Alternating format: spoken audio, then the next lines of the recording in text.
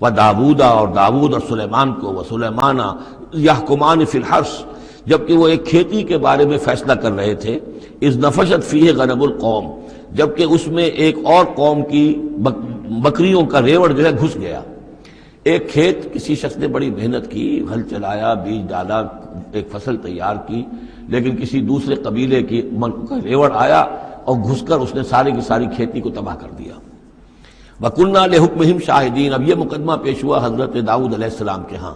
اب اس کا حل کیا کریں، کیسے کریں؟ تو اس میں پھر حضرت سلیمان کو ایک بات اللہ نے سجھا دی، یعنی یہ شہزادے کی حیثیت سے اس دربار میں موجود تھے، تو انہوں نے کہا کہ ایسا کیا جائے کہ اس کی جو یہ بکریاں ہیں، جن بکریوں نے کھیت اجاڑا ہے، یہ بکریاں دے دی جائے کھیت والے کو، وہ ان کا دودھ پیے، ان سے فائدہ اٹھائے،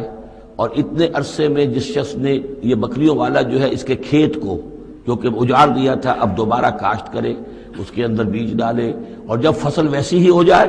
تو وہ بکریاں واپس لے لے اور فصل والے کو اپنی فصل مل جائے۔ تو گویا کہ اس طریقے سے اللہ تعالیٰ نے ایک حکیمانہ فیصلہ سجھا دیا حضرت سلیمان کو۔